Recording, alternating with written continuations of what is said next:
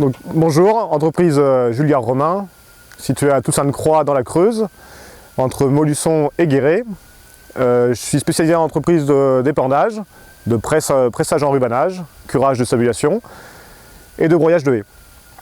Donc j'évolue sur le secteur de la Creuse, évidemment toute la Creuse et ses limitrophes. Donc je vous présente le Massey 8730 que j'ai acheté cette année, il est arrivé en août 2016. Donc lui, sa principale activité, ça va être l'épandage, à peu près toute l'année. Donc c'est des tracteurs que je change à peu près tous les 2 ans. Donc il faut environ 2000 heures par an. Et puis à faire essentiellement vraiment que de l'épandage. Donc j'ai acheté le Massey parce qu'on en a passé quelques-uns sur la ferme. On a toujours été content de cette marque. Donc avant lui, j'avais quand même un Claas. J'en étais content aussi, on va dire. Et donc j'ai choisi un 8730 pour sa puissance donc de 300 chevaux. C'est ce qu'il faut pour l'épandage, parce que chez nous c'est assez vallonné, voilà.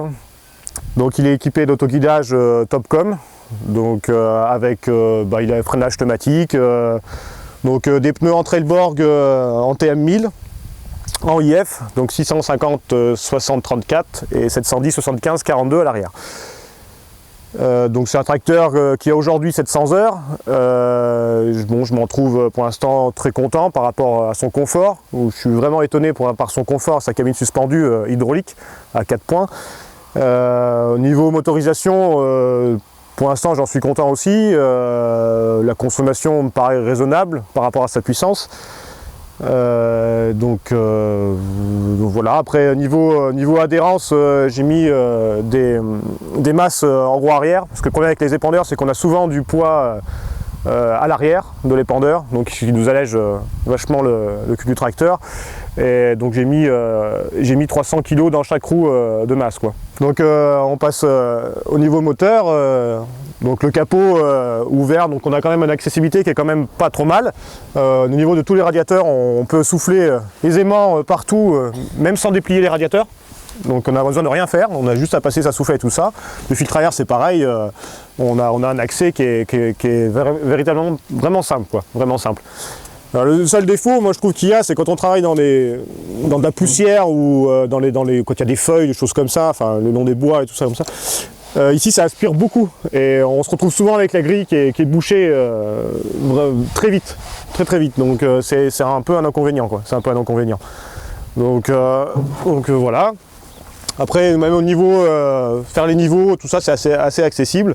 Donc ce qui est bien sur les Massey, c'est qu'ils ont un châssis qui est vraiment taillé en taille de guêpe, donc ce qui nous donne quand même un bon rayon de braquage et un accès derrière sans problème, quoi, sans problème.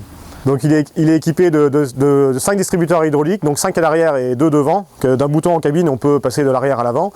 Après, moi j'ai équipé en charmuleur pour les pendeurs évidemment, donc comme il y a toute l'année avec ça. Donc les bras de relevage pour l'instant ils sont encore là, mais ils seront démontés à l'avenir. Donc il a le freinage pneumatique. Moi j'ai mis ça, un petit dévidoir pour la soufflette, enfin pour nettoyer la cabine ou nettoyer les radiateurs ou des choses comme ça, ou gonfler des pneus même si besoin. Voilà pour ça. Après on a toutes les commandes, donc on a un distributeur ici, donc on peut mettre, en choisissant sur le data du Massey, on peut mettre n'importe quel distributeur qu'on peut servir de l'extérieur. Si on a le relevage évidemment, et la prise de force. Donc après en feu, donc on a les clignotants évidemment, tout ça. Ce que je regrette un peu, ça aurait pu être des phares, des feux à LED, donc je pense que c'est plus l'avenir maintenant que des tracteurs neufs comme ça, tout récents, ils auraient pu que des feux à ampoule, quoi. Après les phares à LED de travail, c'est moi qui les ai rajoutés. Ils ne sont pas en option chez Massey, je trouve ça dommage aussi. Donc c'est moi qui ai fait rajouter ça à la concession. Voilà. Donc au niveau de la cabine est très spacieuse.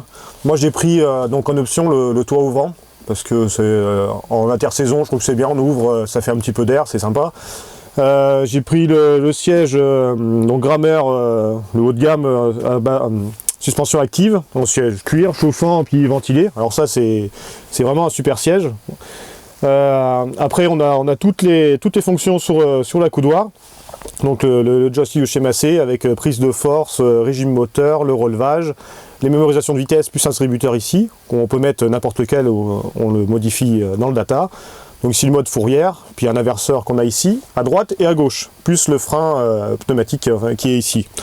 Donc ici on a l'accélérateur à main, on a les distributeurs, les autres distributeurs qui sont là, donc 1, 2, 3, 4, 5, donc le sixième qui est là, et la mise en route de prise de force ici. Donc dans le data, j'ai mon autoguidage, on a tous les réglages du tracteur, ainsi on peut mettre les caméras.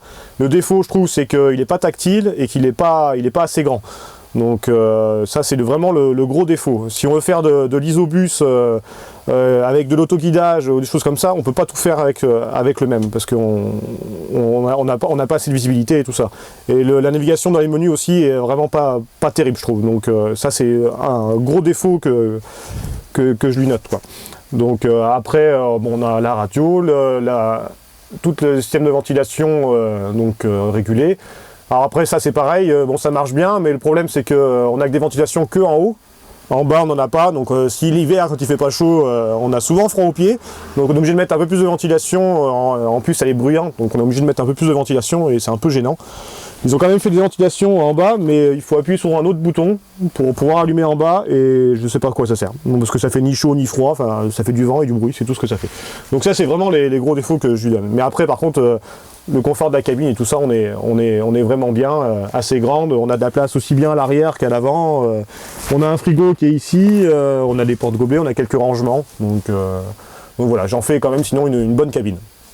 Donc en conclusion, sur le Macé 8730, pour moi en 700 heures de travail, c'est un tracteur qui me convient très bien pour ce que je fais à l'épandage. Tracteur confortable, polyvalent, maniable. Après il a des défauts, bruyant d'extérieur et intérieur. Les phares comme je le disais tout à l'heure, et puis le problème que les grilles se salissent vraiment rapidement. Donc pour moi c'est un tracteur qui est très polyvalent et qui me convient vraiment pour l'épandage.